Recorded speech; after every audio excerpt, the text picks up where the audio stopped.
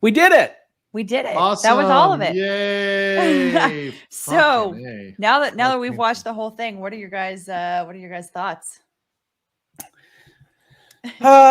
You know, I still think the metaverse has major problems with the intellectual property regime, and I think Tim Sweeney knows that. I think Mark Zuckerberg knows that. I think when you get the oblique references to changing governance, I think they understand that just doing what they've done to make the internet and hardware protocols and things isn't going to work. And so my concern would be is that it's pretty easy to say something's wrong with the regime. And I think there's reforms that you could have all cross copyright and trademark and everything else, but it's a lot harder to make sure you make it better. And so it's definitely something worth watching on those kinds of things. And it's the most necessary aspect of making anything that is cross corporate, right? If you're afraid of Facebook, and the metaverse is coming anyway, in some form of it is. I mean, one of the primary concerns that we should be aimed at getting over is making it possible for there to be that kind of, I'm going to use the term cross play because that's what we use in gaming, but cross interactivity with those assets, because if you can have upstarts, that's the way the real world economy works. If you have pressures from other companies and those kinds of things, you can control some of the bad behavior. If you don't, well, that's a problem, as we've also seen with the big tech giants and how they control certain aspects of modern day communications. Yeah. I mean, so for me, I can see how a lot of this is starting to develop just because of the stuff that I've learned in the last 6 to 9 months, I guess, about the NFTs and particularly gaming NFTs. I think that's where a lot of this development is going to happen. There are a lot of video games out there that are operating with that sort of technology, and they're just now starting to develop. It's going to be a really interesting area to see it grow. That and video games in general, the video gaming, it's a growing industry. It's a very big industry even now as it is. Exactly.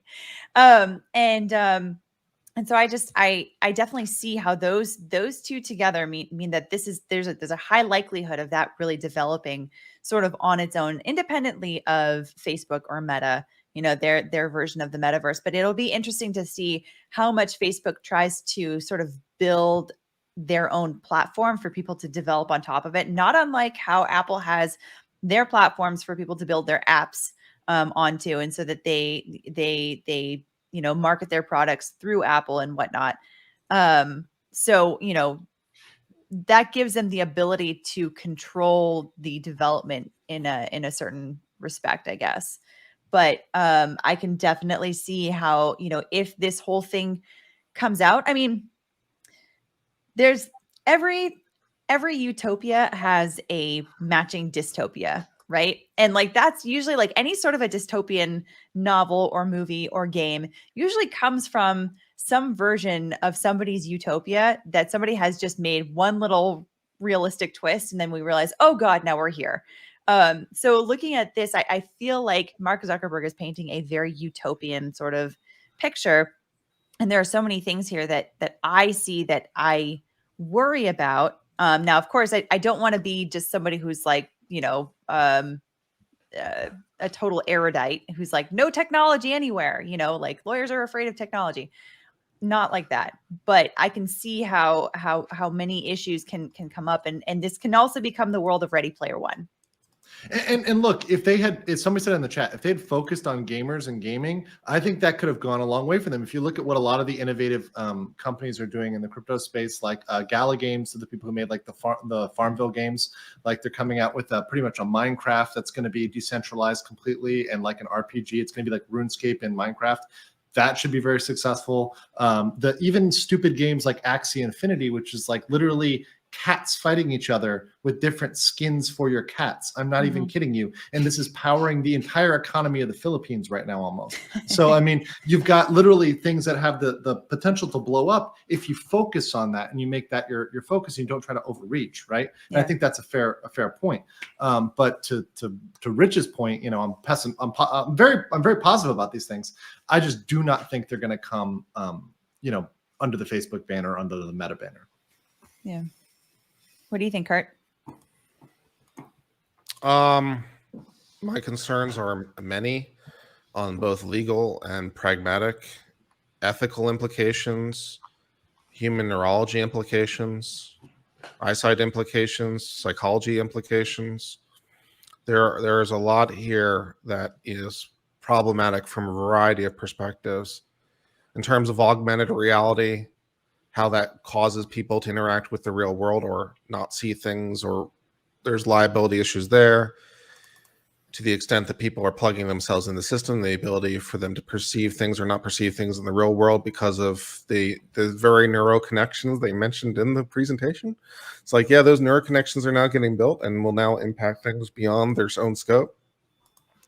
The legal implications, as we're talking about this in a cross-state, cross-nation, environment with different regulations, and the fact that issues of privacy, issues with 230, now suddenly this all being done, company town implications. So this is no longer a bar exam, because we've moved past the bar exam territory. We've moved into entire career nightmare implications for not just a lawyer but several lawyers, many lawyers. So this is the implications from this, just on the surface level, are insane. It's insane. And if I were their lawyer, I'd be like, there's all kinds of liability, and I can't even begin to tell you. I can't even begin to predict what those liabilities are because of how much stuff is going on. I just know that there's problems. So it's a lot. That's what I think. Also, it reminds me, as I mentioned, of the experience machine, which is this thought experiment that was brought by philosopher Robert Nozick. So the idea is that there's a machine that will allow you to experience anything. It'll allow you to generate your own reality, and you'll think it's exactly the real world. It's the Matrix before the Matrix, and you can plug in yourself any version you want. And his conclusion was that people wouldn't want to do this because they would want to live in the real world and have actual impacts and stuff like that.